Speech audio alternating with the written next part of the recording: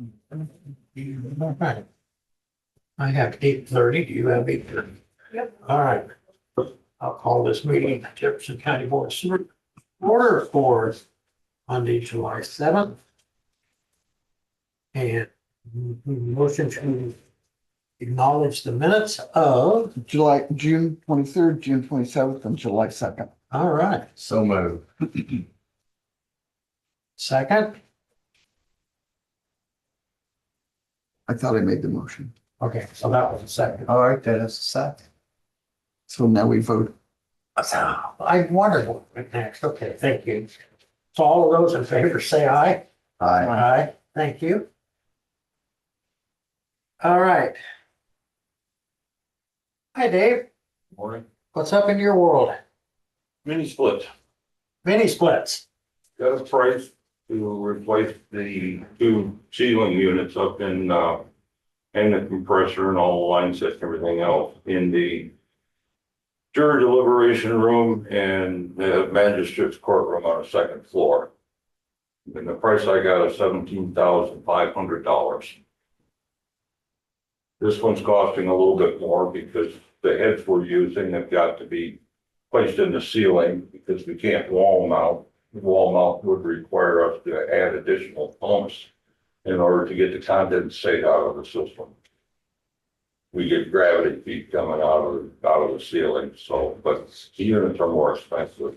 And, we also have to, we have 3 heads of demo up there, plus all the line sets. We also have to put a larger hole than what exists right now, coming through the east exterior wall up there.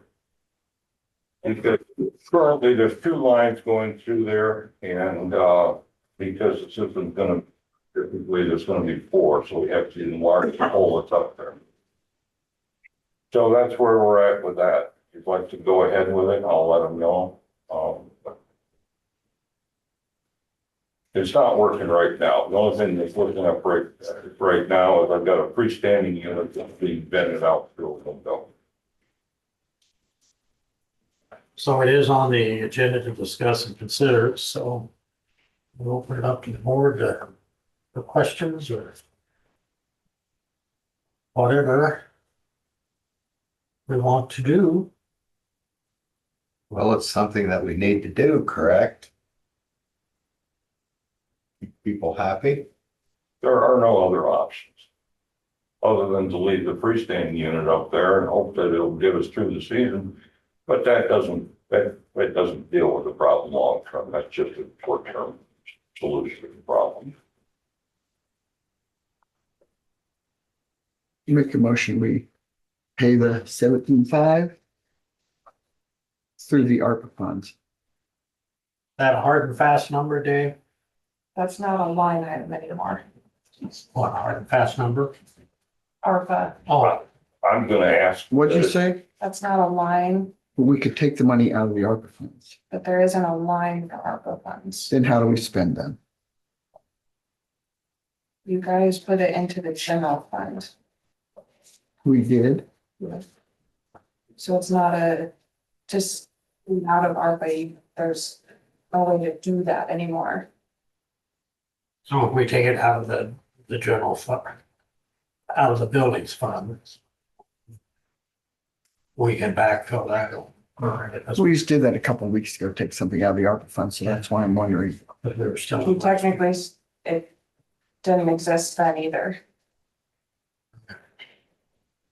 So I'm just curious. So how are we keeping track of how much we need to spend? There is no ARPA money. It was the interest that you moved. The interest we moved, what about the other?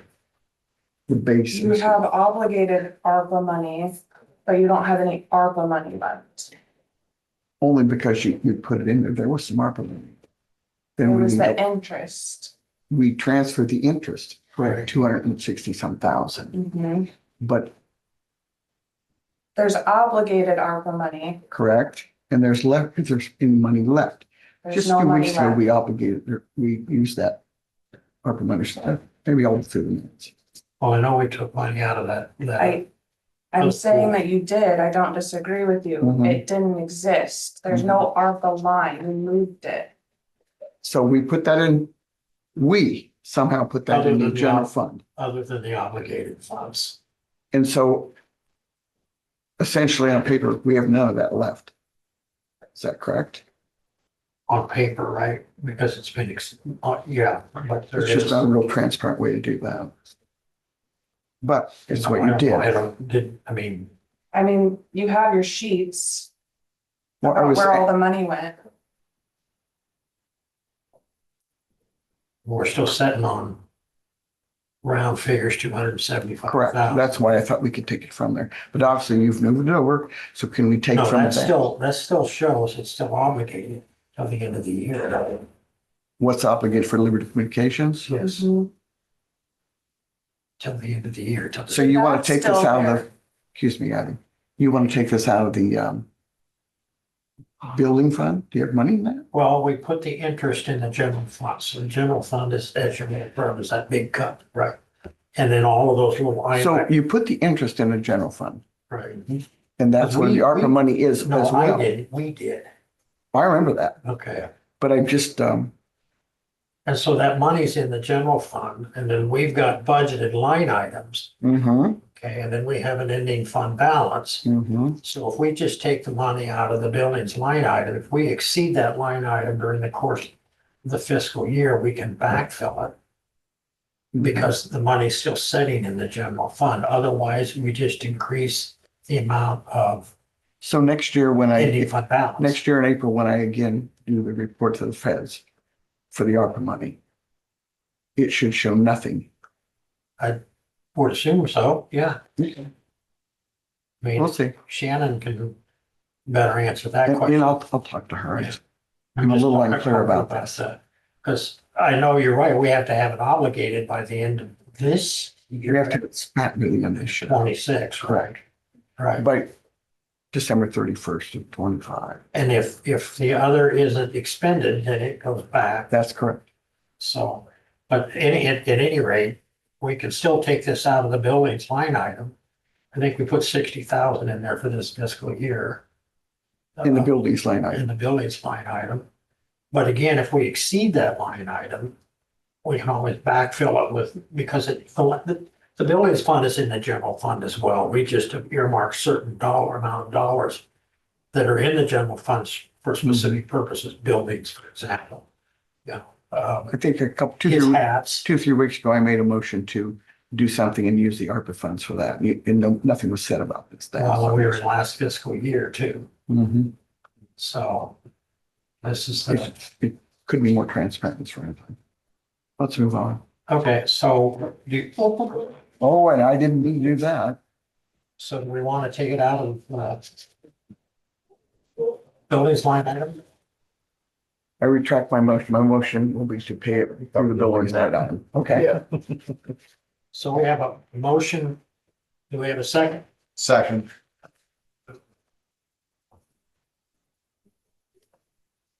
Um, I just love our ambulance guy, don't you? To the rescue. So we have a motion and a second. Any further discussion? Well, I will ask that be a hard number, Okay, okay? yeah. So we have a motion and a second. There you go. Any further discussion? Something more. Hearing none. All those in favor say aye. Aye. Aye. Opposed, same sign. You've got the washer and dryer. Base. Yeah, we do. Set that cup over there. I don't think a chance. I've got one other question I'd like to ask, if I may. Okay, Over at the county attorney's office, at the, on the front porch over there. We have a temporary fix over there by putting a sheet of 3/4 inch plywood over the soft spot.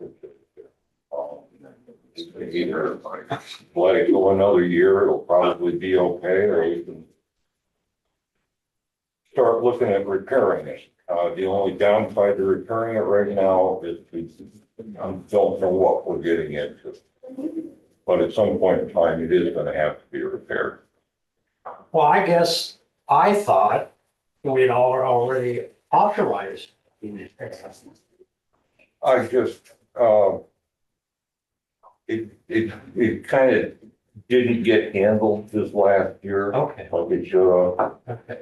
and now we need to handle it. I just want to make sure that, if we start this whole process, that we can take it to whatever we end up having to deal with. So is there any way we're going to know what we've got to do and what the cost is going to be? I mean, obviously it has to be done, but No, there isn't, because it's got an indoor-outdoor carpeting over right now. And as you enter the building, before we put the plywood down, you could tell that there's a big soft spot there. We don't know what the structure is underneath all that indoor-outdoor carpeting. If you look at what's there between the hard surfaces that are there and the ramp and everything else, that's just one big fudge job from beginning to end. Strapped on like when they converted it, I mean, maybe in the 70s. Yeah, whenever they must have to do something to make it handicap accessible. That's when the ramps was put in. okay. And so, like I said, we don't know what we're gonna find under there. Like talked to Steve Thornton with Charles Gordy. And, we are gonna take it on last year, but I contacted Steve a couple times and he never really got back to me, so. I could start it up again this year and, keep after him until we get some kind of a commitment to come over and have a good hard look at it. Well, let me ask a question. So if it appears that they're not interested, we go in a different direction. In other words, how much time would we want to wait before they? I'll call him up and ask him to commit to doing the work, to come in, do the investigation, then we'll come up with a plan to get the work done. But, until we get like a big can of worms, until you pull the top off, you don't know what the hell you got. So I guess I'll just go ahead and do that. We'll take it from there. Yeah, and then we'll put it on the agenda to, Get a bid, yeah, get them to give a number. Yeah. Yeah, but, when we hope, obviously, we're gonna have to make the repair. Because you're gonna lose that entry rate. Probably 3 or 4 days anyway. Okay. Let me see where it's going. You got anything else? board have anything else for Dave? All right, Thank you, Dave. Thanks, Dave. back on stay longer. Hi, Dwayne. Good morning, supervisors. Everybody have all their fingers? So far.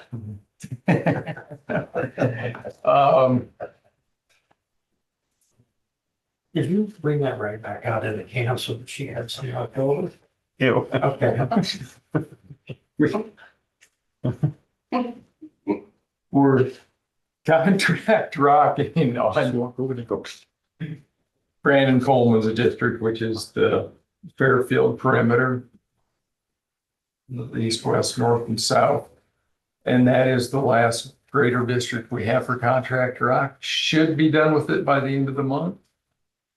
So we'll have that done and free up guys for additional duties. The rain over the weekend has made Tamarack too wet to ditch, but we will be seeding the areas that have already been ditched. We've been trying to seed that as we go, so that we don't, because it's a fairly long stretch, we didn't want to do the whole thing and leave a bunch of it unseeded and exposed in case we had intermittent rains, and it seems to have, seems to have been a pretty good strategy because we've seeded it 2 or 3 times and we've had 2 or 3 rains in the interim. So the reason we needed to re-ditch it was we didn't do that the last time and everything ran down to the bottom of the hill and buried a couple of residential driveways and culverts. We've got a crew over in Lock Ridge digging down to find the pipe at the, would be just east of the Main Street intersection, the 4-way stop there.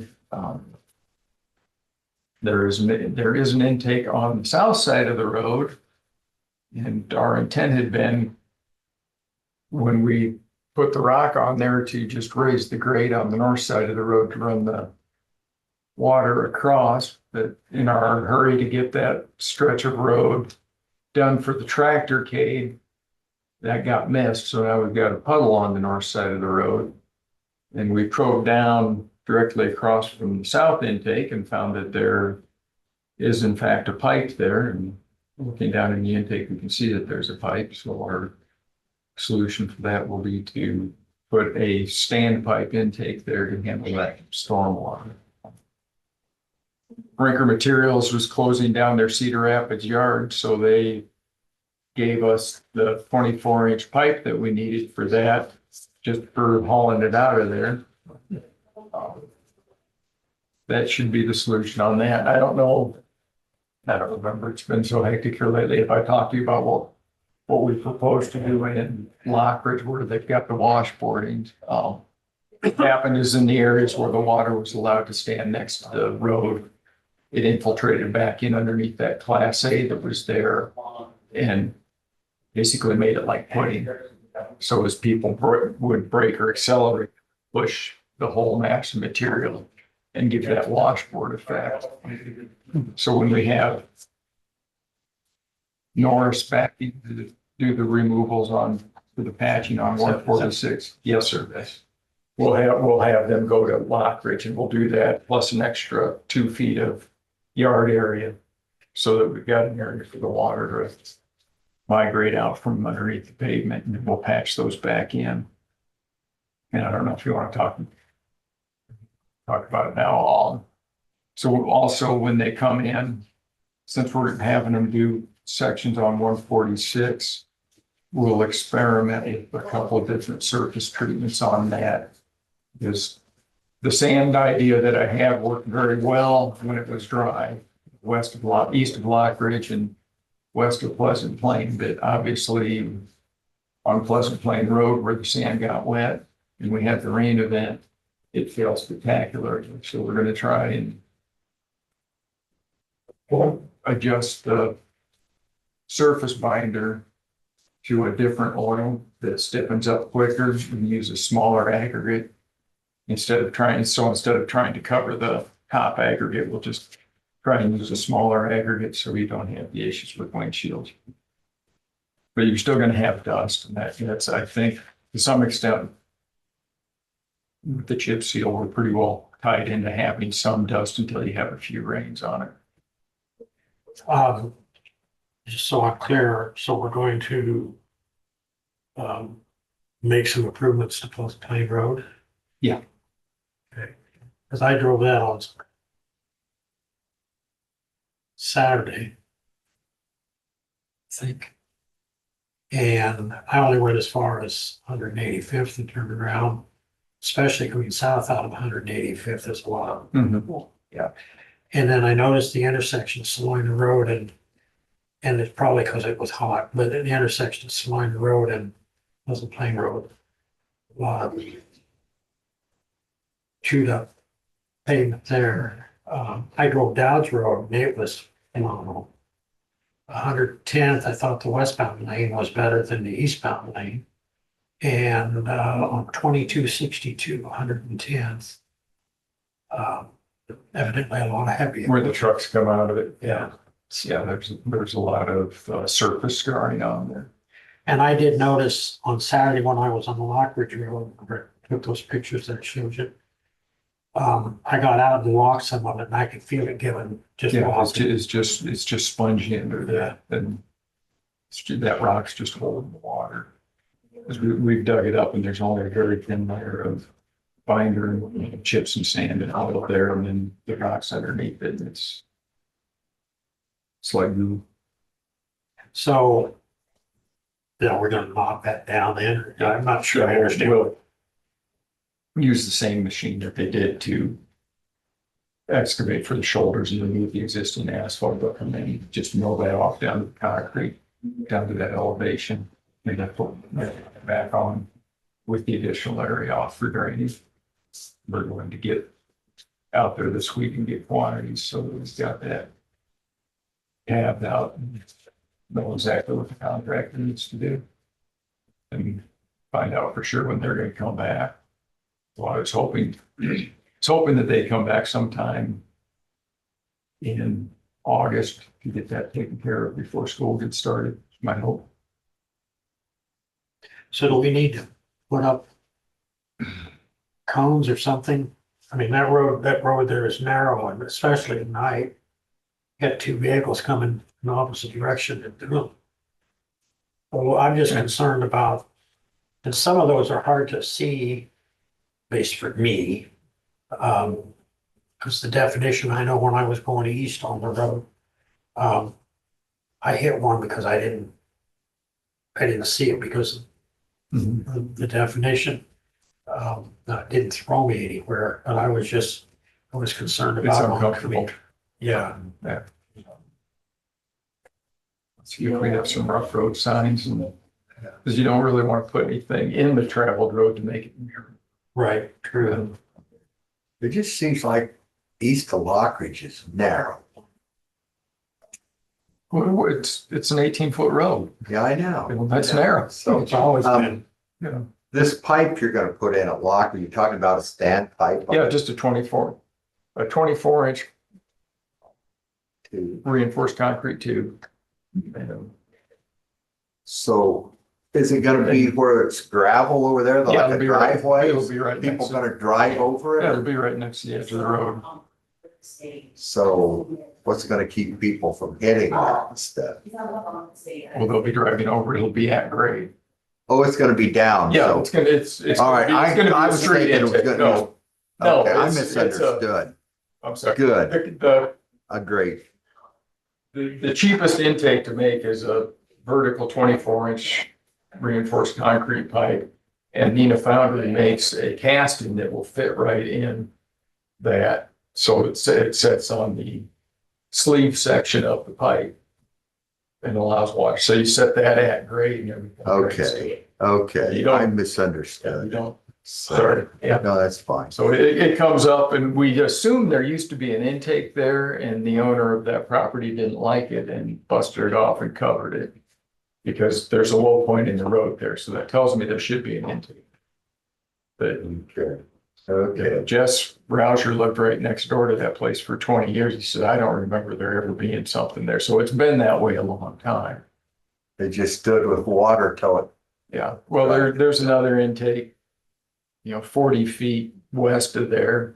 So we were looking at, well, we could grade that and make it to drain, but it just seems wrong and like there should be something here. So we dug some holes and did some probing and heard the tink, tink, tink of hitting something hard like metal and gold.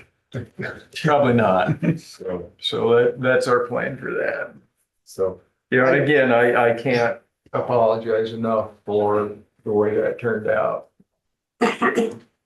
I drove these roads over the weekend and man, Hey, if you listen to people and stuff, they're disaster. I don't think they're that bad for what we've been through. Yeah.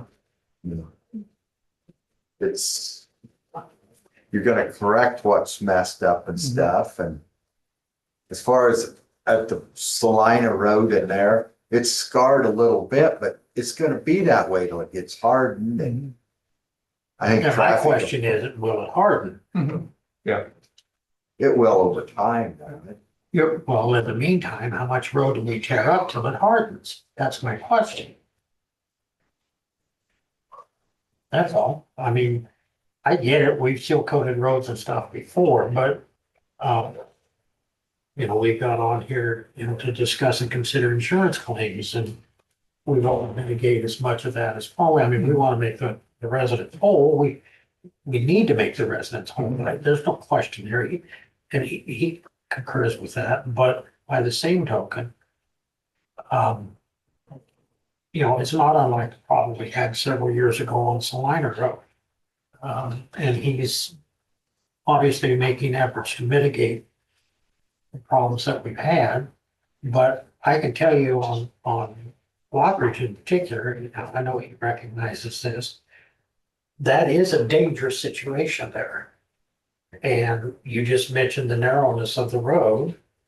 And people tend to try and get as far out as they can get on any road when you're passing, traffic. And then when you're on a narrow road to begin with, which its entire life has been narrow, even when it was a state highway, it was ridiculously narrow.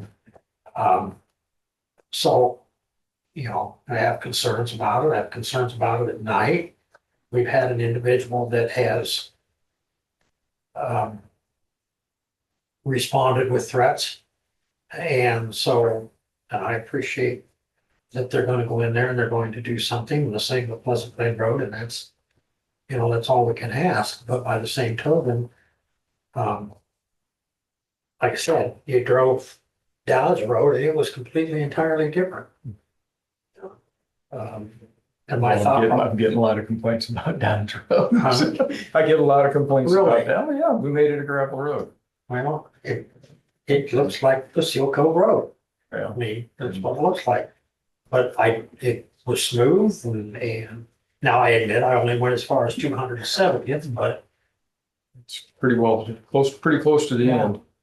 so, and drove it both ways and my thought process, to be perfectly honest with you, was that Pleasant Plain Road was like that.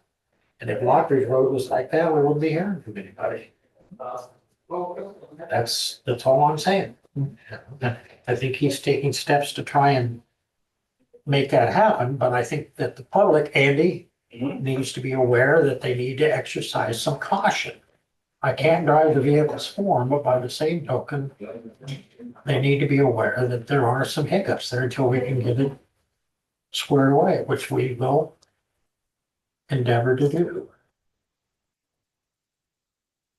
You got that? Okay, thank you.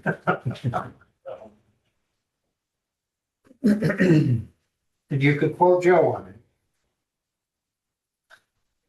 Out of Lee's mouth. it. Out of the mouths of babes, right? Yep. Okay.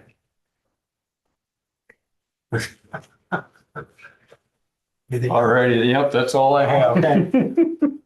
Oh, we are getting the tanks in for Ginkgo.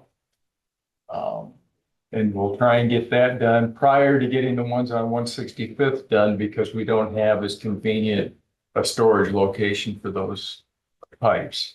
It's not anything, it's the resident or the neighboring landowners on 165th. It's completely a logistics issue. They've accepted it for 100 years, so. So on Tamarack, just real quickly, we haven't put any rock or anything on the road yet, right?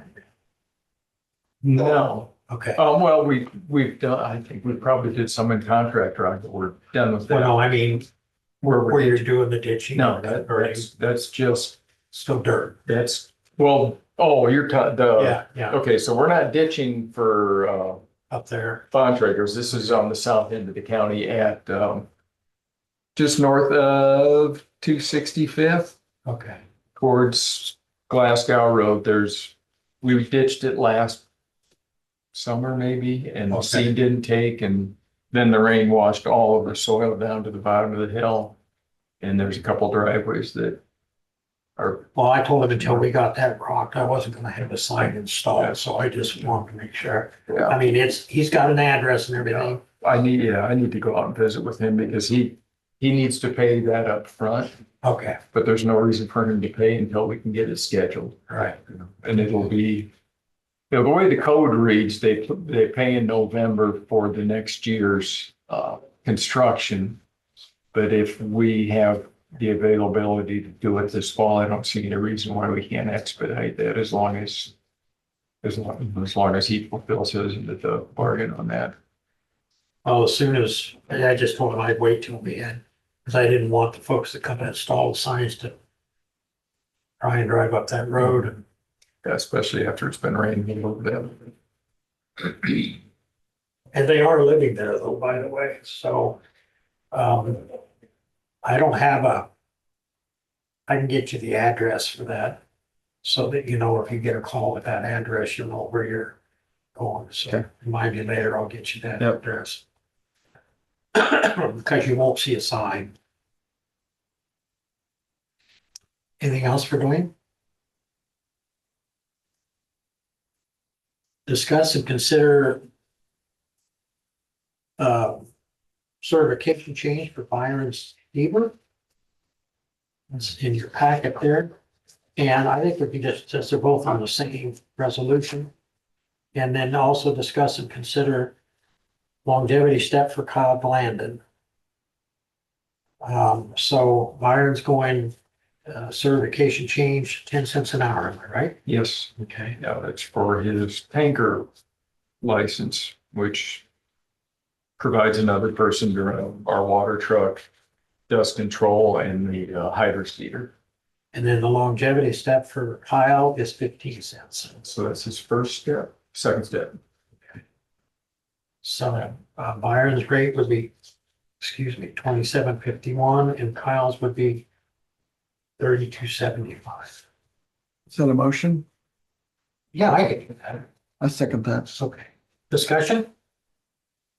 Hearing none. All those in favor say aye. Aye. Opposed, same sign.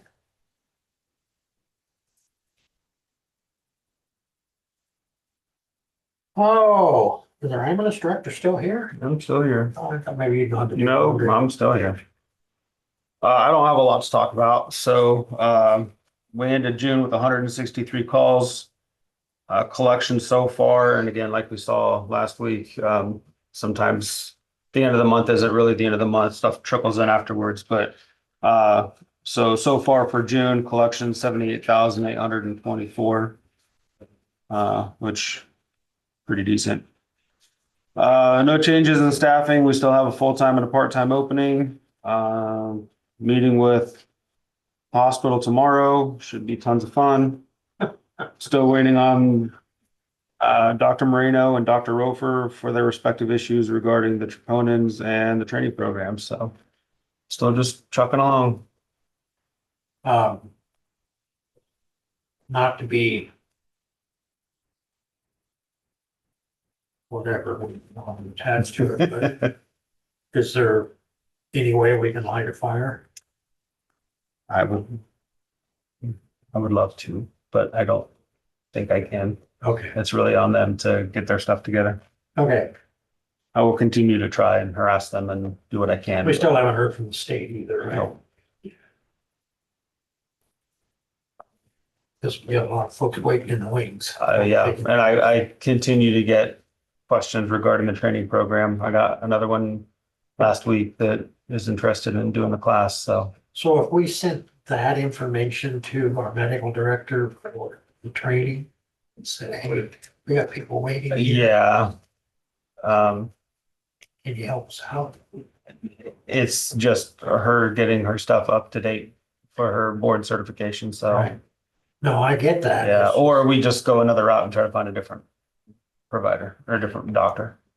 Dr. Marino wasn't particularly She enamored did with the not, idea. yeah, she didn't want that additional responsibility, which is understandable. Sure.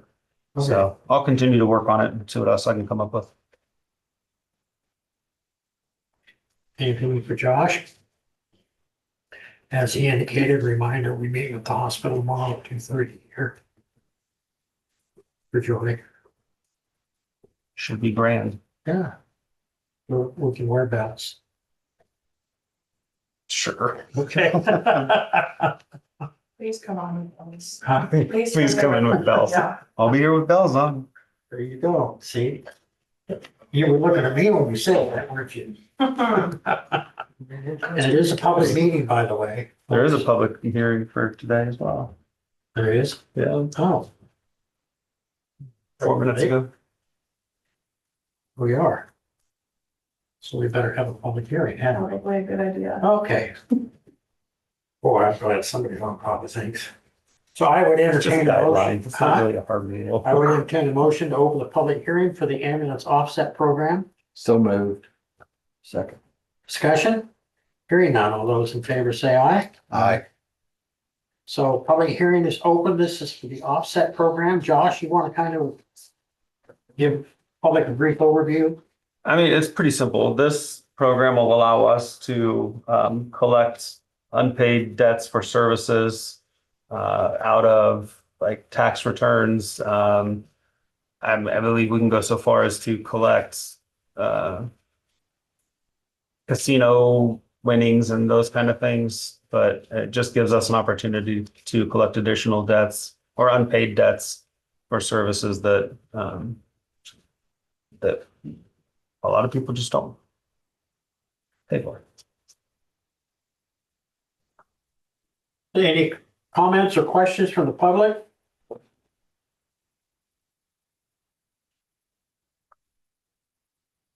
I can go over the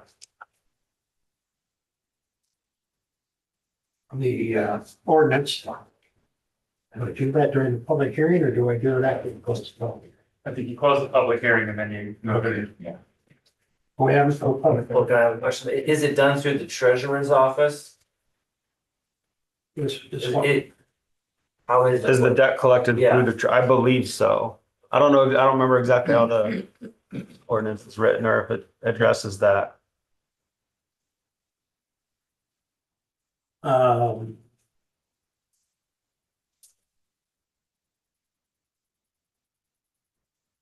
There's a little bit. I see.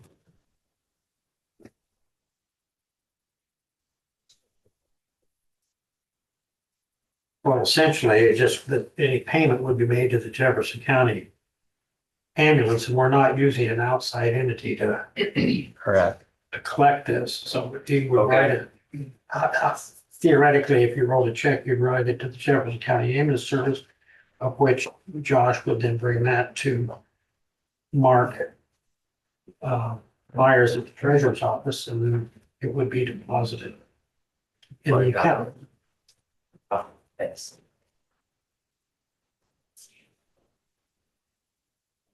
And there is an opportunity to appeal the billing. So. Any other questions or comments? Hearing none, I'd entertain a motion to close public hearing. So moved. Second. Discussion? Hearing none, all those in favor say aye. Aye. Okay, we have discussed and consider the ambulance offset program.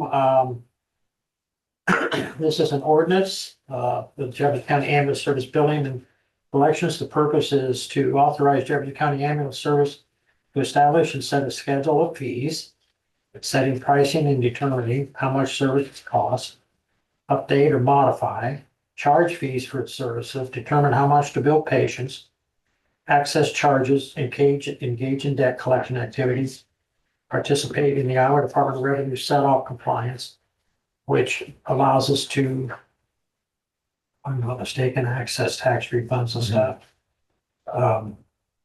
And essentially what this amounts to is that we bill a patient after their insurance pays. This does not apply to, or if it's self-pay, for lack of a better way. And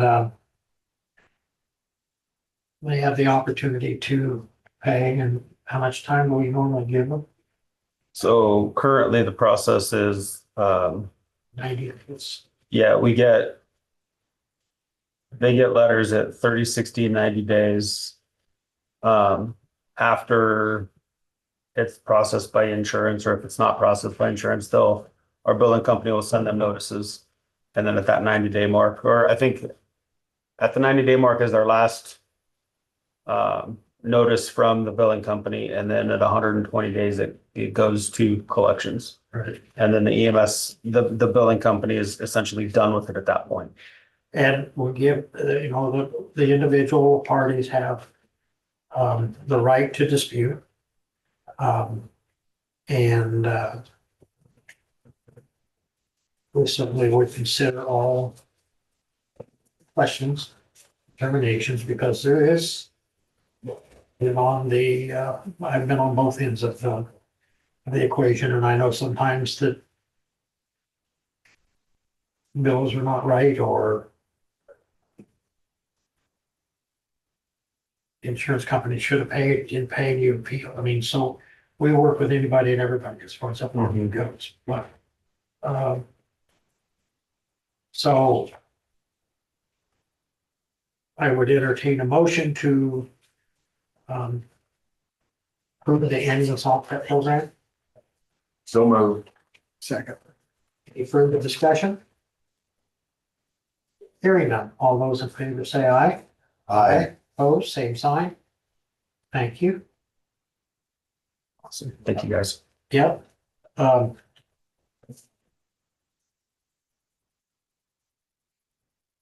Discuss and consider request for opioid funds for an illegal drug and paraphernalia board for educational purposes for the public library. I think we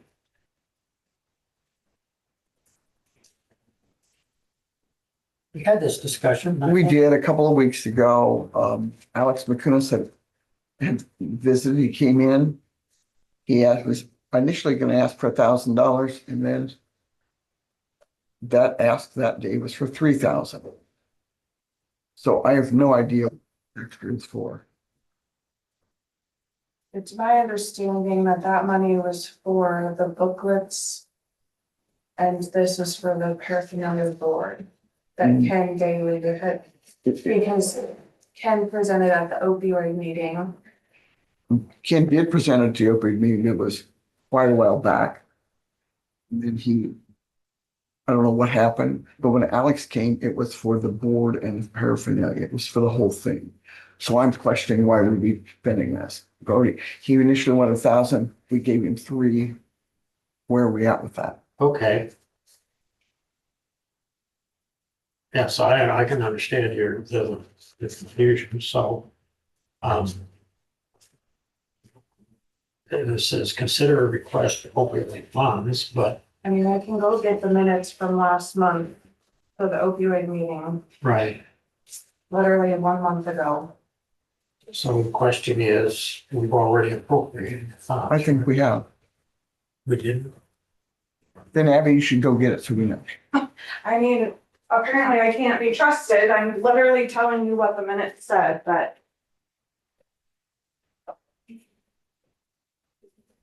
Supervisors, can I get leave from you guys to jump ahead a little bit and deal with Mr. Kelly while I think that would. we have a 9:30 upstairs, so I was hoping to get ahead of that. You want to get out of that? Is that what you said? That would be nice too, but can't do that. Okay, my bad. Okay, so while we're waiting, down on number 4, discuss and consider appointment of Edwin F. Kelly as Assistant Jefferson County Attorney. Supervisors, this is Mr. Kelly. He is the new prospective Assistant Jefferson County Attorney who is going to be replacing Mr. Brown in the joint employment role between my office and the assessor's office. Have a seat, Ed. Thank you very much. I would love to run through his background with you. It's one of the most impressive resumes I've seen in a while, but I think I'd let Ed speak to that himself.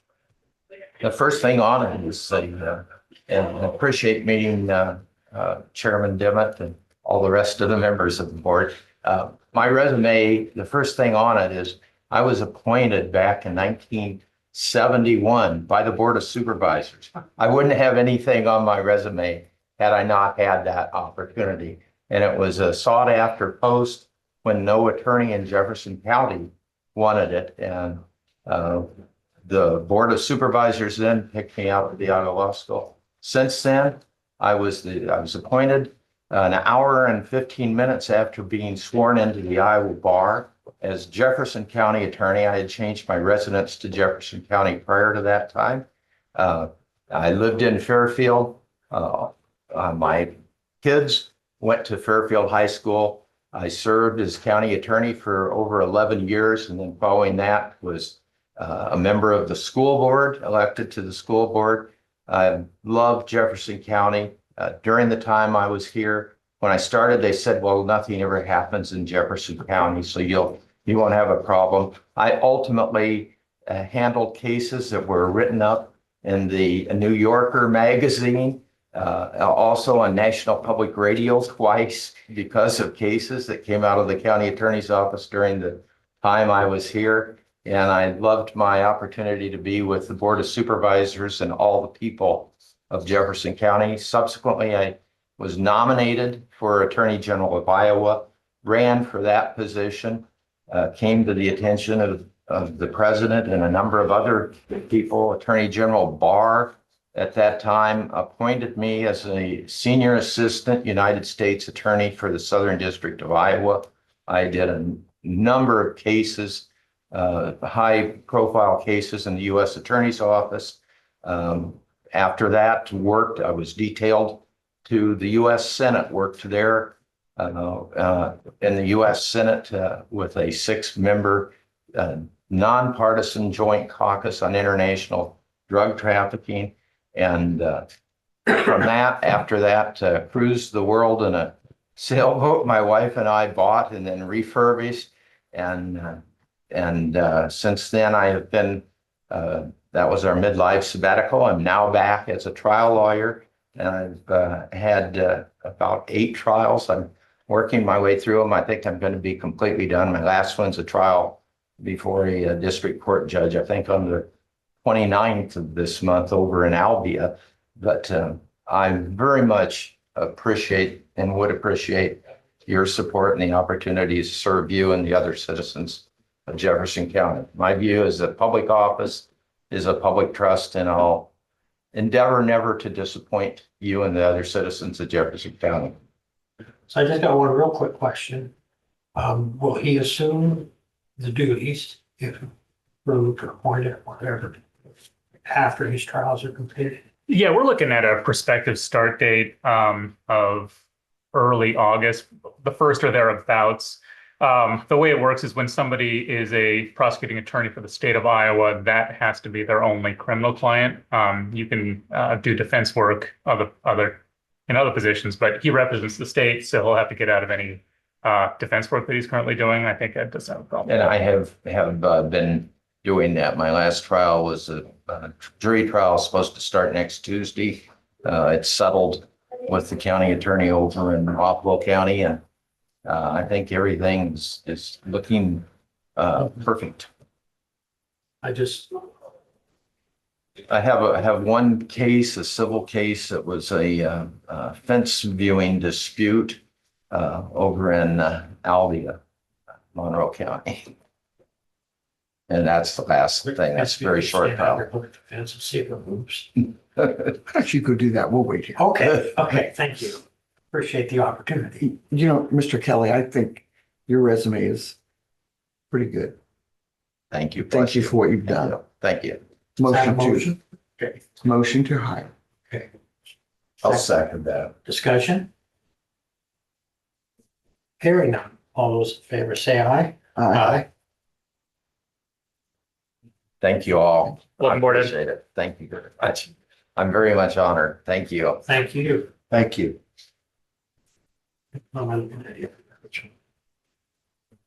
Oh, this right here. Okay. I'm trying to find the minutes. You're looking back. Like, great. It was 1,500 to 2,000 just for the carts. And then he wanted to purchase 50 to 60 $11 books with the remainder of the money. Abby, how long was that? That's what I'm trying to find.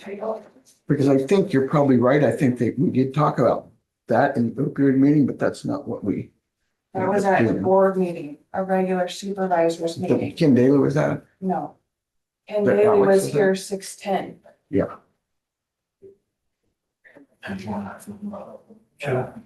Joe. Then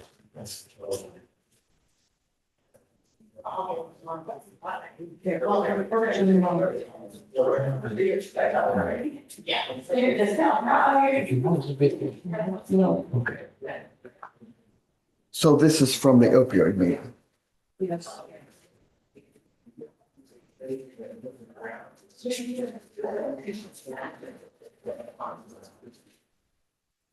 So is that then different than the library?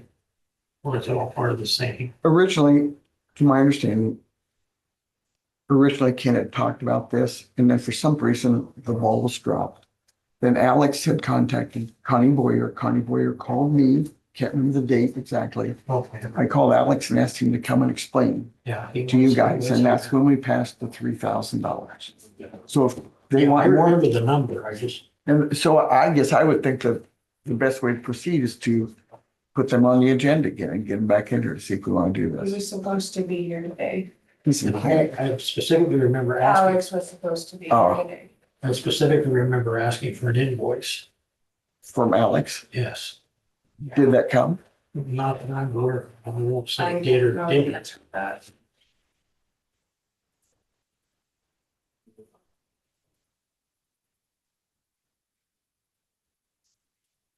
And it's just generally, it's what I do simply because then we have, No, I totally agree with that. You have to have a clear paper trail. so I don't know, but I do remember the $3,000 number. I think if Alex wants more money, he should come forth. And evidently you asked him to do that. Correct? Did you just say Alex is supposed to be on the agenda today? He and I have been communicating. He was supposed to be here the 23rd, and it ended up working that he couldn't make it, so we put him on for today, and obviously he's not here today either. Okay, We met with him June 9th for the 3,000. Ken presented June 10th that he wanted 800 for this board. Ken presented to the opioid committee. He discussed it in the opioid committee. Correct. And but the 3,000, we did approve it, and so I apologize for being confused. Is Alex asking for more than the 3,000 then? Yes. Okay, Then Alex should come forth to the yes, board. yes, I agree. And Yeah. we'll discuss it also tomorrow at the opioid meeting at 9. That's where I got confused, because I knew we had, Yeah, yeah. you know, had something, but I did not realize he was actually asking. I didn't either, because I was, you know, That's what he's doing. Okay, This is a board, like a 3D board with what illegal drugs, like a sample of them would look like. right. What he But I thought asked that's for what- before was books. And a No, he was talking- bookshelf. all right, we just need to have him come back and clarify Okay. that, okay, before we go any further. Because I must admit, I thought that there was also, and maybe this, the board or whatever was to put the books on, so but I yeah, think there was supposed to be a stationary and then a movable. Okay. But it sounds like we're all talking about 15 different things. We just need to get him back in here.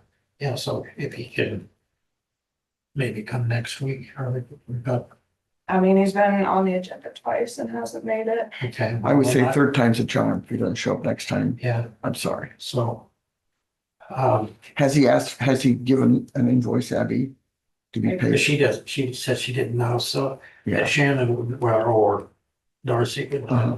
I'll check with them instead. Discuss and consider heritage. I guess we'll table that, right? So, Pardon me? what? I'm here to discuss it. Do you have time? Oh, yeah. Oh, right. I'm sorry. That's okay. you know, while we're at it, we've not discussing the chip seal nor the insurance claims, that Yeah, what we did, the insurance claims. well, I just made the comment about that we needed to, and I see Joe's up there, so he didn't chime in, so I figured everything was. Okay, going I to go. just wondered, I thought you'd skipped it. Yeah. No, I remember I said something about wanting to make sure that our folks were made whole, but at the same time wanted to, what's the word I used? Not have any more insurance claims basically than we absolutely And had to. So are we talking about the insurance claims now? just real quick, I think Christie's kind of spearheading that. I've been in Uh-huh. contact with ICAP's claims adjuster and gave him basically the road department's information, and he was going to get in touch with Christie about how to handle things going forward. And I've asked Melissa to coordinate with her so that we've got everything lined up. And I do have a question. Sure. If you drove over that road and you got a rock chip Uh-huh. and you had insurance, I assume you do. Yeah, would you turn it into your insurance first and we would pay the deductible? Is that what you guys are saying? I'm just curious what you're thinking.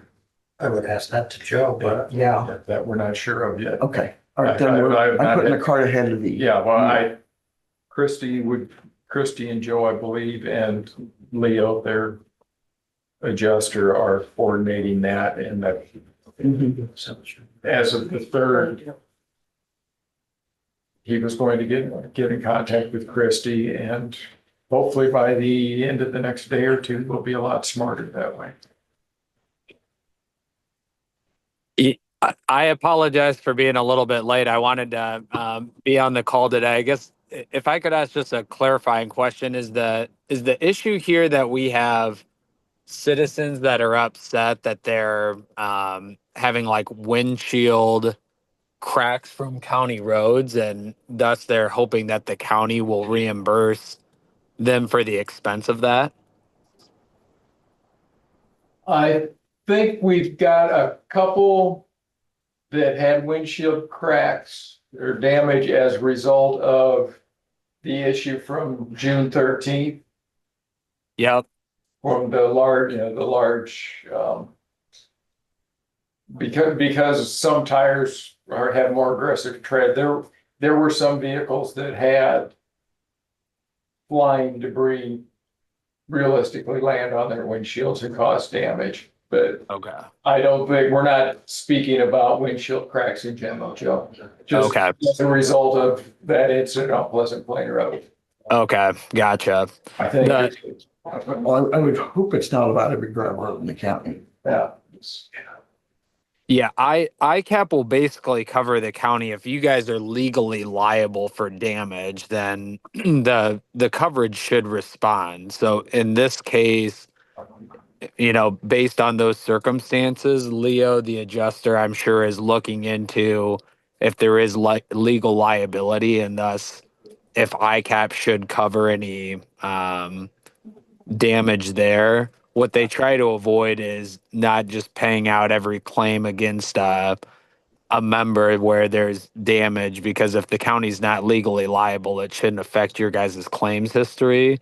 But because there were particular circumstances on this, I'm thinking that the adjuster is likely looking into that specific piece of evidence isn't the right word, but is there legal liability associated with this event? I have not had a chance to touch base with Leo, but I can certainly give him a call to see where he's at on it, if that's helpful. When I talked with him last week, he indicated that he was going to contact Christie, the county auditor, and I don't know if he got that done before the 4th or not, or if that's going to happen this week. Somebody definitely has contacted her from ICAP. Yeah, because she asked me, and Melissa had reached out to her, to Christie, and they communicated back and forth, at least with the office. She asked me if I wanted them they were on, ICAP was on the phone, and wanted to know if I wanted them to start the claims process.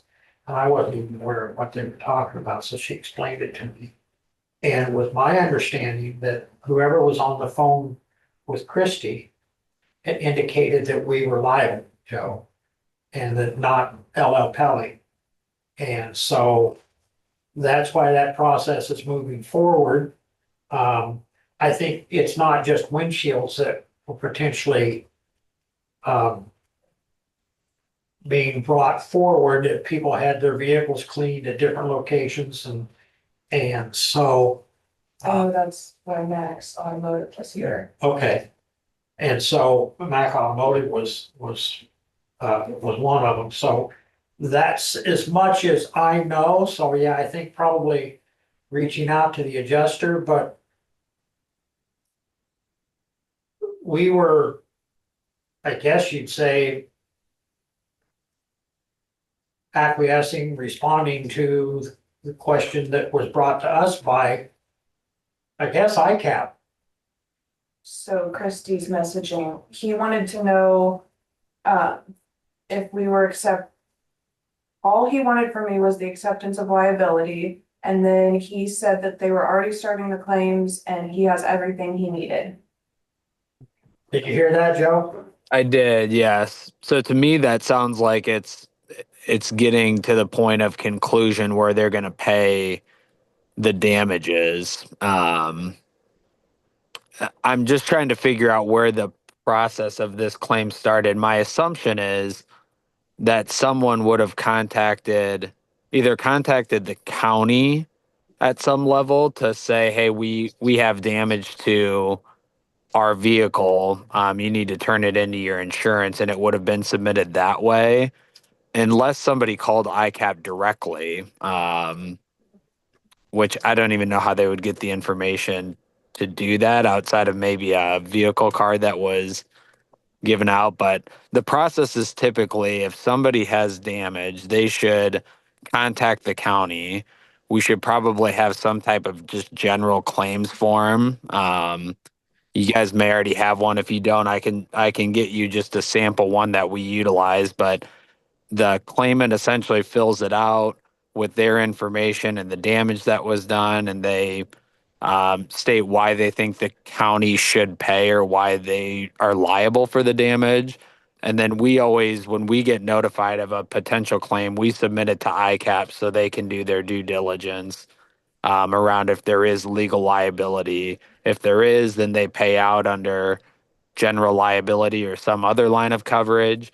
If there's no legal liability, then they typically send a claims denial, basically saying ICAP's not paying because the county isn't legally liable for the damages. But in this case, it sounds like, based on what was stated there, that it's far enough along that ICAP is going to pay this one, from what it sounds like. Hey, Joe, Melissa said that she spoke with Liz to get it started from people who contacted her. Yep. So that would be that process. Basically, somebody reports it to the county. Melissa sends the claim info over to Liz, and then Liz submits it to ICAP. So that process was followed in this case, it sounds like. And nobody notified Joe. Huh? And nobody notified Joe. Yeah.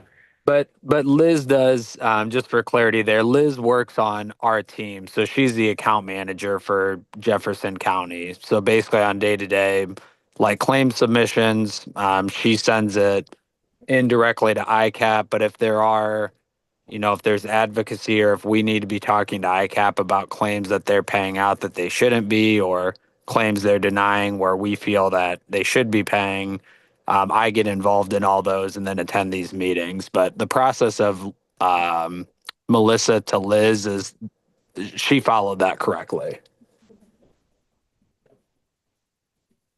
Any other questions? Joe?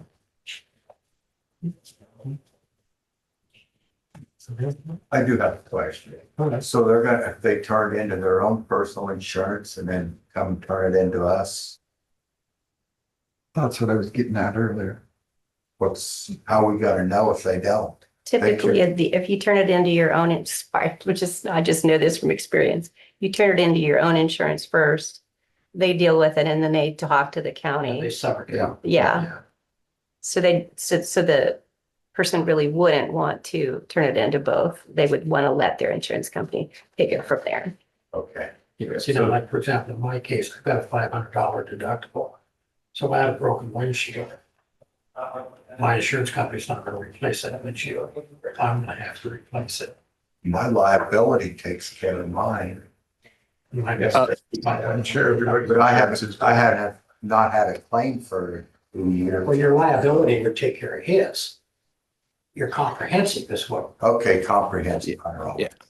A lot of insurance, a lot of personal insurance companies, they'll have like an endorsement on there where if it's just a cracked windshield, they'll replace that without a deductible applying. So that might be what Joe's referencing is some personal policies will do that. It can be handled the way that was stated, where you have damage, you turn it into your insurance company, you pay your deductible, and then the insurance company goes and tries to subrogate against the liable party, so the county and ICAP in this case. Or if somebody feels strongly that, hey, this was not my loss, this for sure was the county that is responsible. They can contact the county and say, hey, you damaged my asset. I want you to file a claim with your insurance company. And in that case, you can, not go through your own personal insurance. Most people like to do it with their personal just because it gets the claims process started and they get indemnified in whole quicker. But you don't necessarily have to do that. Thank you. You bet. Any other questions? Okay, Well, I will contact Neo today and just get an update on where that one is at. And then I will send any of that correspondence or any updates to Abby and Melissa if that works. Thank you. You bet. Thank you. You do those mail, get back to work. We can talk road road to right time. Thank you, Dwayne. okay, welcome Right. aboard. Thank you. Thank you for having me. So my name is Deborah Williamson, and I'm here representing the Fairfield Cultural Alliance. And really, it's not to seek approval today, but it's to float the idea that we have to build a heritage walk. This would be a physical walk. Okay, Um, hang on. yeah. Okay, so so you're not here with the library? No, Okay, I got confused. okay. Okay, Easily so. I got up early this morning, so I'm sorry, go ahead. No problem, no problem. So for the public, we're discussing and considering the Heritage Walk from the Carnegie Museum to the depot in Howard Park. Yes, Okay, yes. So imagine a physical walk, stamped concrete, exactly like the stamped concrete that's in this alley that connects Briggs to Broadway. So the stamped concrete would not be a full alley width, but would be a sidewalk width. And it would begin at Carnegie Museum, and it would travel through the alley that goes to the west between the Wilson Building and Carnegie Museum.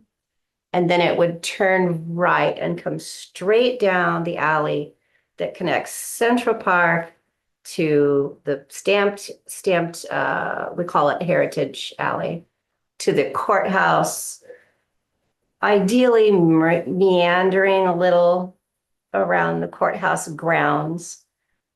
Less ideal would be just following the right angles of the sidewalk, replacing the sidewalk with the stamped concrete. But meandering through the courthouse grounds is ideal because it creates a shaded, more interesting experience for the visitor or citizen. And then it would cross through the alley, stamped concrete through the alley to Howard Park and all the way meandering through the park to the depot. So all along the Heritage Walk would be either a brass plaque on a building, property owners giving their consent to do that. And the brass plaque might say Carnegie Museum with a QR code. So you could listen to a 3-minute audio about Carnegie Museum. Or it would be a brass plaque that says Wilson Building. So you could listen through the QR code to an audio about the Wilson Building, and so on. So it would really be touching on our heritage related to people, place, and things and events. And where there is not a building to attach the plaque through Central Park, for example, there would be a kiosk. If you've ever been to Lake Darling or anywhere, there's this like slanted stand, and on the stand is some written information, some images, and a QR code in our case, talking about Central Park, for example, or the courthouse, or any other number of things that you would wish to see information shared through these kiosks on courthouse grounds.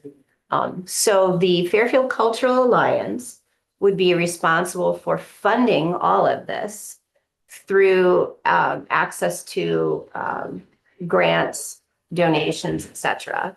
They would also be responsible for the RFP they're drafting right now to seek an artist to design the kiosk, design the brass plaques, possibly design the stamping of the, or recommend the stamp, this style of stamp of the walk.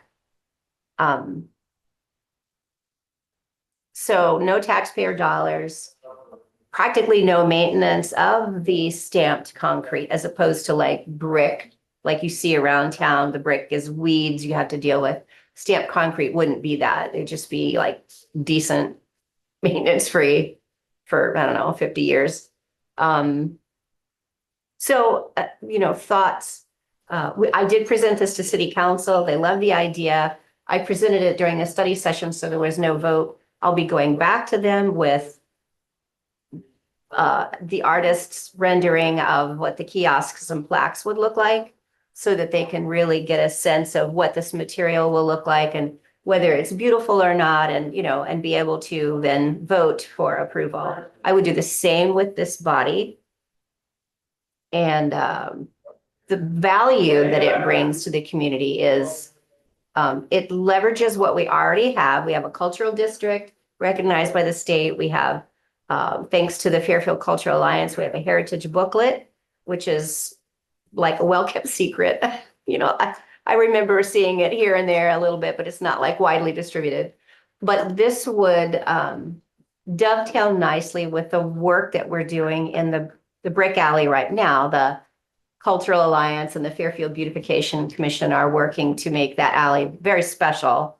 We're a little bit waiting for the property owners to finish their facade updates, but there'll be patio lights strung across those two buildings. We'll be extending all of the pots of flowers all the way to Briggs, moving the Connolly, the two dumpsters to a different location, and just having an extremely welcoming ambiance that people will want to walk through. So that will connect with the Heritage Walk. So you have Carnegie Museum, Heritage Walk, plaques, Cross Central Park, kiosks. Enter Heritage Alley. There'll be a big, beautiful metal arch that says Heritage Alley. And it's an art feature. It's not just a metal arch, but it's an art feature for the community to really promote that you've arrived in the historic downtown district.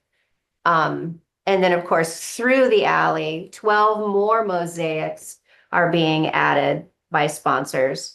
So there'll be an outdoor art gallery experience in addition to these brass plaques that pedestrians can, again, access this audio through a QR code. And all of the content will be maintained by the Cultural Alliance via website. So it's not like it'll break. Let's see what else. That's all I can think of in terms of painting the picture of what this looks like. It will create an on-demand event, 365 days a year, with no cost to taxpayers, and just something that augments our already beautiful downtown. So where exactly, do you think you're meandering through here? I mean, what's your thought process? Yeah, I haven't looked at the grounds really carefully. So this original idea came from Chuck Espy, and he drew a little on the back of a napkin. You drew a little, could be this, could be that.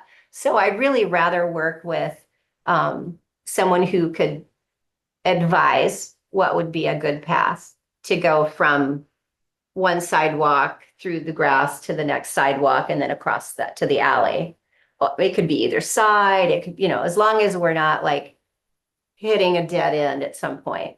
I mean, I kind of pictured it over between this building and the Civic Center because that's a more popular path for the public. This side isn't as common. So sorry, I didn't give you a really. No, I understand that. But there'll be options. I'm trying to, So Deb, Yeah, you would come up that alley, yeah, you would come up our, Cross it. our sidewalk. Yeah. So you can, not putting any more sidewalks in, you can see a rock. And mhm, you could go down the other sidewalk at an angle so you can get the full effect of the civic center. Yes, yeah, rather something than like that. Going through no grass.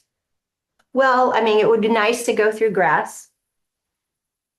If that works, Yeah. for the courthouse. I'm opposed to going through the grass. I'm sorry. I have no idea who did this. Go ahead. So I was just trying to envision where she was suggesting they could go. So help me out here. Come up, right, the road that goes this way, The main walk comes up to the center of the door. comes up to, you can see our rock. Right. And then go down just a little foot, and then go down at an angle and then catch the other sidewalk. Rather than where you can go the other sidewalk, you can see on one side, the civic center, on the other side, you can see the memorial for veterans. So that is cutting across the grass, isn't it? Just a No, little. there's a sidewalk for this. Oh, there's a sidewalk. Okay. Oh, okay. That's great. Perfect. Solved. There is an angled sidewalk that goes back out to the corner. Yeah. That's that- perfect. See how little I look at the grounds? So yeah, so you come up, go around the rock and then angle Yeah. back down. Yeah. See how great that is? And of course, Now, they would if have to it's sort be of stamping the sidewalk, since it's an existing sidewalk, I don't know what you would do there other than, visual. It creates the experience of yeah, like, like are you talking about cutting out a block of sidewalk, putting new sidewalk in? with a Yes. Stamp in it. oh, Or could you just put a marker? or I something, don't think you can stamp stamp existing sidewalk. Right. And the reason why, so the other option is to paint the existing sidewalk. And that's a low budget thing to do. And maybe that's a fine choice, just to paint it to look like brick pavers. It would have to be maintained. Well, I guess what I would say, you mentioned about coming back, I would certainly want to get with Dave. Because Dave is going to be the person that's gonna. He's a have to- maintenance gentleman. Okay. Yeah, he handles all of our grounds. Is he the gentleman I see out there? Okay. Right, he comes in every Monday morning, much to his chagrin, but he does now. I agree with Susie. Pouring more concrete going through, I mean, I think what she suggested, where you come up this little walk and Yeah. past the stone. And then goes back out, Take the angle. and then you're going between the Civic Center and the Veterans Memorial. Yeah. Yeah, Deb, I guess in my opinion, it isn't a straight line. Because the heritage, it really never goes in a straight line. There's always, you can go across the street, go past our jail, go past the McElhaney House, which is pretty historic. Well, that's, yeah, that's And then- that's the alley. Well, I guess I thought you could go around the front of it so people could see the front of the building. Well, they could, but You the really alley don't is wanna where the come across information is. parking lot. Pardon? See, you really don't want to come across the parking lot. Doesn't the alley cross the parking lot? Not here, Not over here. there. There's a, There's a Are you talking sidewalk that about- goes, if you go out these doors, there is a sidewalk that goes up and crosses north to Mm-hmm. the alley. Right. But what I'm saying is that you really don't want to cross the parking lot if you can stay on sidewalk, is what I'm asking. Oh, That's why the building is west and east, because the alley that's there cuts the building in half, because there is no alley. I guess Or this we're gonna wall. be your headache. oh no, I just. I love it. The McElhaney House is a beautiful thing. If you could go down and see the front of it before you reach Howard Park. Yeah. But then we wouldn't go by the jail, would we? Oh, yeah, because you go past the Civic Center, Okay, go down here past the jail, okay. past McElhaney House, and then on. to Oh, I Howard love Park. it. Yeah. And then Howard Park. Yeah. And then somewhere through or around Howard Park. Yeah, that There are was, sidewalks on, but that's a park. That jail is definitely Yeah. a dungeon. I mean, there's no windows, there's nothing, it is a dungeon down there. It's great. And I don't have there'd any be perfect experience. there'd Oh, I do. be a great plaque there with a great story. I love it so much. And as far as I know, the jail cells are still full of file cabinets.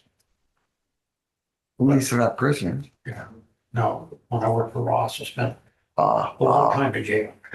And then the Carnegie Museum is going to help us with images.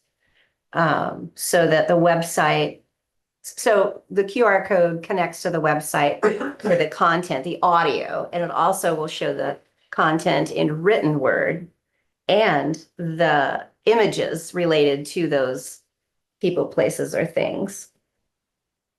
So where are we? Is this the courthouse? Okay, so then, so I was picturing going through here. The straight, just like do. But the building is there. We could bulldoze a path right through it. It would be nice though to catch the Veterans Memorial over there instead of going through the back side of it. Absolutely. Technically, if you think about it, the south door up the steps through the north door is the alley. But You've ridden a what she's talking motorcycle about through is, there? I have not, no. what Deb is talking about is being able to access it at any time of the day. Right. And I don't think. I we like want your to do idea that. of, obviously coming up past the rock and then Mm. back down in between the memorial and the civic center. Mhm. And then east across the north sidewalk Correct. on the north side of the courthouse, Mhm.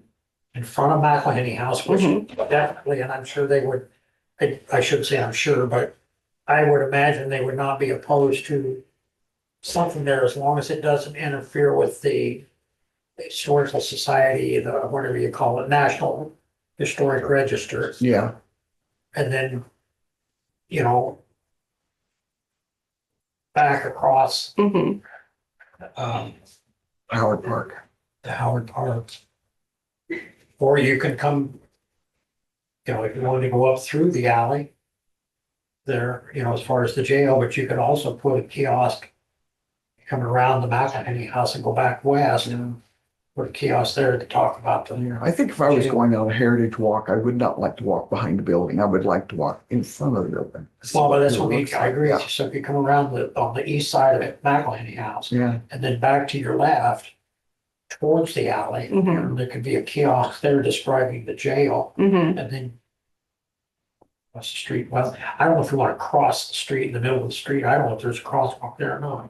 So the alley concept is really to take advantage of an opportunity to do something fun with the alleys, to have more patio lights, to have more flowers, to have more art, whether it's street art or tagging or murals or mosaics or what have you.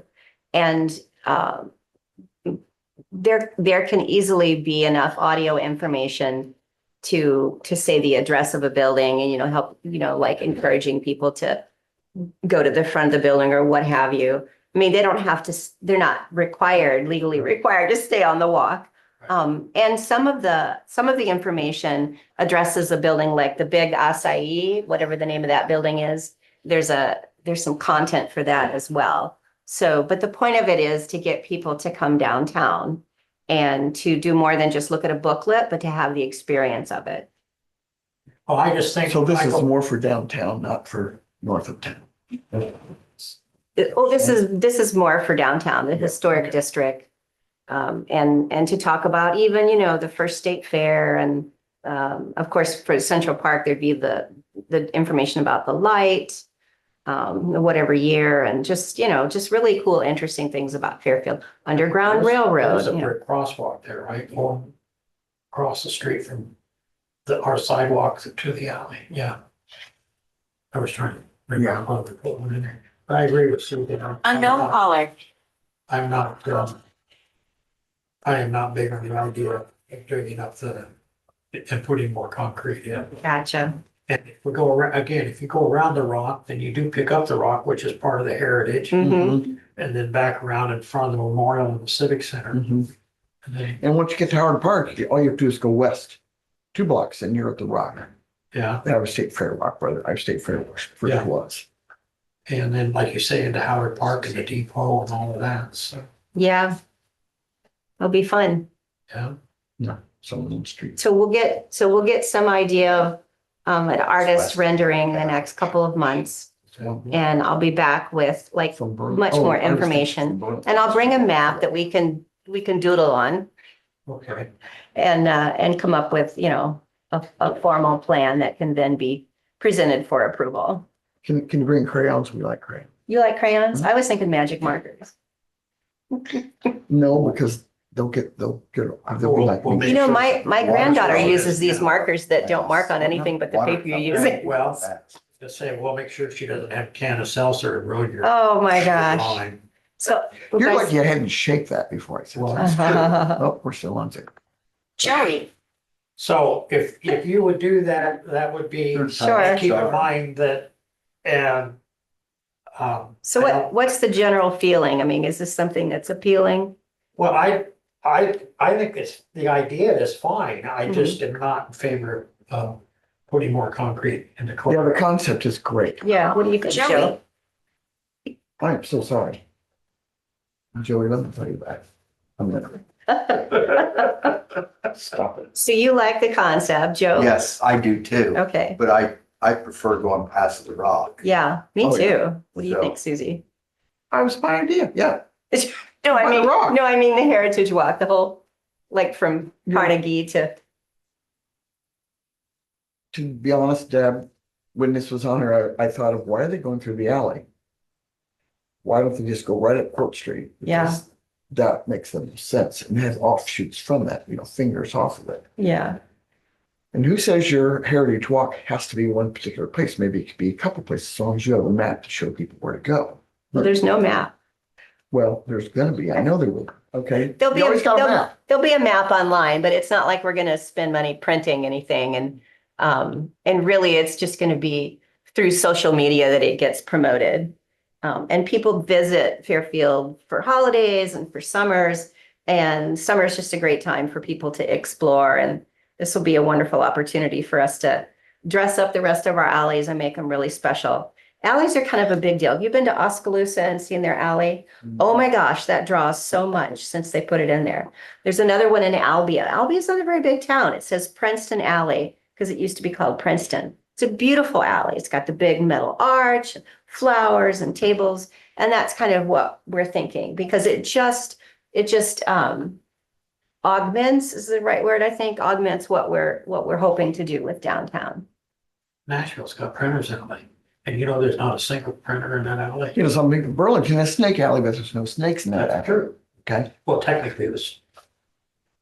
But there's all kinds of musical See, venues in Yeah. printers alley. Yeah, and alleys are great for, who would want a mural on the front of their storefront? No, the alley is where you put your murals and where you put your real interesting, like, hidden treasures. Well, I could stand in there. What'd you say? I said I could stand in there. The- I'd be a hidden treasure. The depot over there, that still belongs to the railroad. It does. Is there any chance of getting something there to attract people or, I mean, like a lobby or something or So what's gonna, when The you city get did there, reach, what are you gonna have? the city did reach out to the railroad and offered to buy it. The railroad came back with a 7-figure number. So, Hey, go ahead and That's- give that to, because maybe we'll get some crossings. Yeah, I was just saying, hey, yeah, we'll so close the crossing if you let us have it. like, oh my goodness. So the mayor's response basically was like, no, that's not the right value. The right value for an empty warehouse of a building is not like it's being used as. So anyway, that didn't go anywhere. So I don't expect any time in the near future for us to acquire the depot. Everybody wants us to. I mean, everybody's like let's make it a welcome center. Let's do this, let's do that. Have a splash pool and have a restaurant and have a Tell the city to condemn the building. Yes. well, Tell them to condemn the building. there has to be cause though. It's that empty. It's full of rodents. It's full of vermin. Oh, Condemn the well, building. okay, I'll suggest that. They won't do it. They won't do it. I threatened the DOT with embargoing the road that comes out of there because they tore our road up. I don't know whether they were testing their nozzles during the winter before they went out or purging their tanks when they went in. But that section of road there, several hundred feet, was absolutely nothing but soup during the wintertime when the rest. of the Oh, road was yeah. frozen solid. Yeah, And so I threatened to embargo the road. Well, they come along and they fixed it. They paid us to. Yeah, but because either road, whether it's Main or Court, that you come down, when you get to those tracks, if there was a train going through, if there was an emergency, you would have to go cross over their property to do Right. that. Yeah, Can the Which is- county do anything about the depots? no, 'cause it's not county property. All right, It's city property. Mhm. Well, it's not city property, but I mean, it's, on city Yeah. land. yeah, it's in Okay. the city. So it falls under their, I won't say jurisdiction, because it's still under the railroad's jurisdiction. And the railroad's gonna thumb their nose at it, Yeah, but there is a process. Something for them to think about. yeah. So one of the things that Shanaz, I can't think of her last name. She's been in very close contact for 2 years, getting the railroad to approve the mural. The mural that Chad Starling is going to paint on the Second Street underpass. So all of that's been signed, and now this summer it's going to be painted. She's probably the person most likely to have a good conversation with them about the depot building. So we might ask. Well, and is it in a, I don't, obviously you can only look through the windows. Is it in a state of disrepair? I've never seen anybody ever work. I don't in that know. building. I know they use it for storage, and they bring their vehicles there for Yeah. whatever. I was told there's one person there through the daytime, the track master. Really? I was told that, yes. Until I see. a Now we know who to picture. go harangue about our crossroad or our crossings. I was told that by a mail carrier because he delivered mail there. Well, I'll be darned. Ah, So learn something new every day. So yeah, if you wanna, once you get, and then keeping in mind that we're not really interested in digging up the courtyards. Got it. We'll just stick to the Use sidewalk. the existing sidewalks and around the stone and stuff, I think would be viable. Okay. Yay. Okay. All right, Step one. Thank you, guys. thank you. thank you.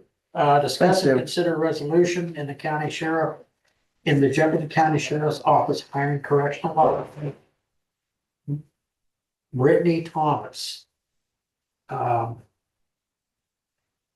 a starting salary of $47,245.65. Motion to approve, So move. Second, discussion. Hearing none, all those in favor say aye. aye. All right. Committee reports, committee reports.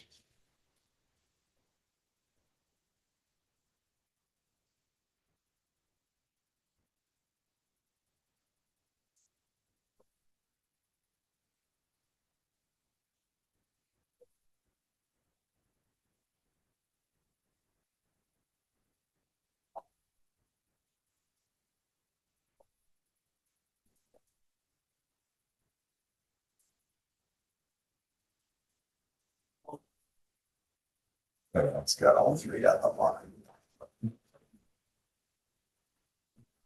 So we got 2 weeks of reports, don't we? Since we didn't meet last week.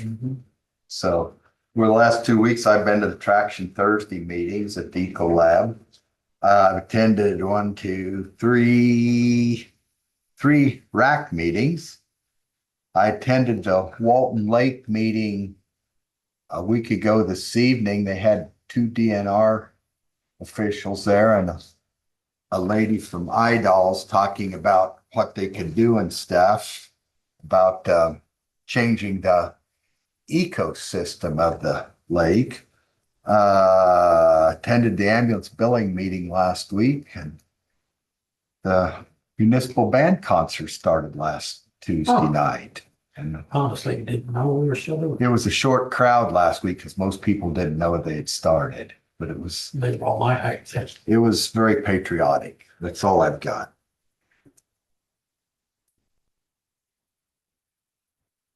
He said it was a short crowd, so they must have been my height. Yeah, I Oh. was trying to think about that. Minimal crowd then. Okay, So much for the sign says you have to be so tall to get in. yeah. That's only at the places like Adventureland. Yeah, I've had several extension meetings That's where why I could never write any rights. we're dealing with some of the issues that may or may not have happened at the fair. Our fair. Oh, okay, yeah, yeah.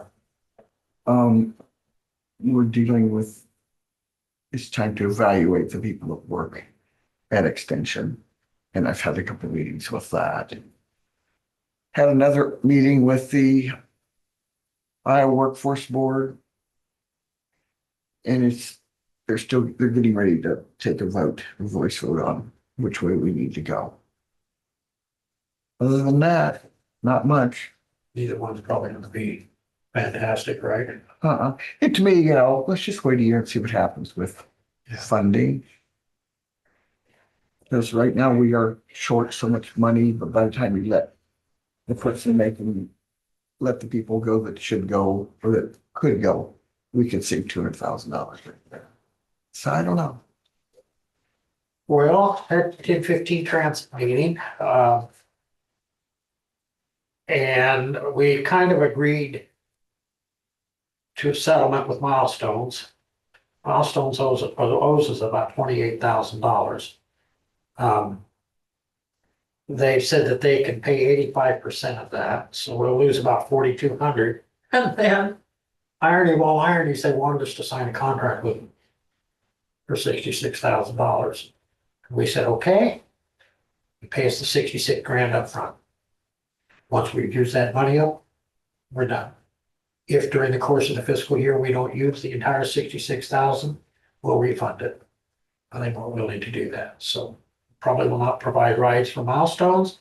We found that there's been very little drop off in services being provided in terms of ridership by not using Milestones. I sat on the Milestones boards years back when they cut the funding for our civics or our senior center. And at that time, we were given $9,100 a year Milestones. So we cut that all together and we funded senior center with it because they cut $6,000 a year out of them. And the money that Milestones get, most of it goes up to Butte or Davenport or wherever the main offices are located. So we got our 501c3. So there is a press release. You need to get a hold of Andy. I'm going to try and get a hold of KYOU, see if we can do a public service announcement. And basically it's a partnership with Sheraton Valley Planning and Development Council, Sheraton Valley Transportation. And it's called DRIVE, which stands for Driving Regional Iowa Veterans Every Day. So it's being a 501c3 means that if you contribute to veterans transportation, it is 100% tax deductible because we're now a 501c3 if we do it that process. The first year we did it, we spent $27,862. Year two in 2022, we spent $104,389. Year three, over $160,000 was spent. We transported 767 veterans. And so we dearly and desperately want to continue to provide this service, but we have to get some financial help through donations and so on and so forth. So I intend to do some public service announcements. We had an RPA meeting afterwards. We approved the transportation improvement program revisions. There was a couple of amendments for project for Van Buren County over Reeds Creek, Wapello County on Kirkville Road from Highway 63 north 2.9 miles to south city limits, and Wapello County Monroe Wapello Road, Blakesburg. Revised the project description to remove a portion of Blakesburg which needs to have a different scope of work done. And as Joe indicated, we did the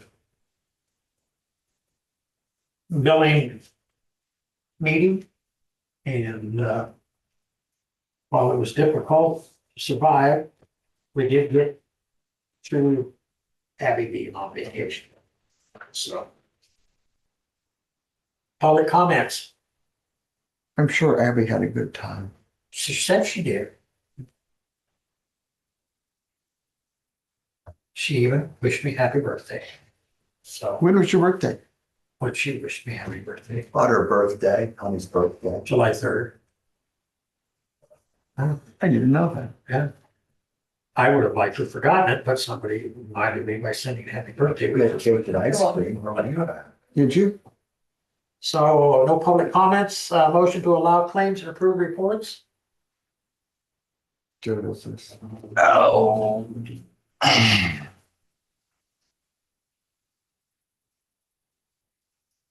Okay.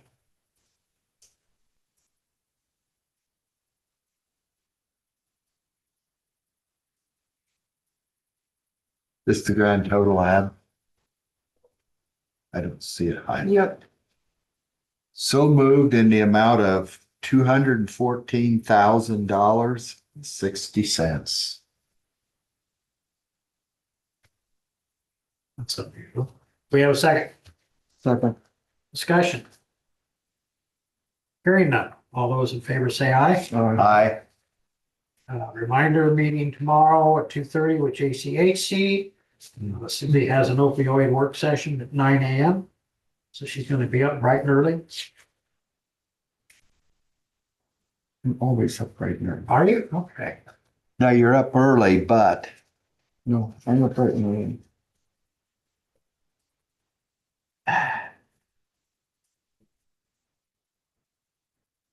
What? are we ready? Move to adjourn. Yeah, we can.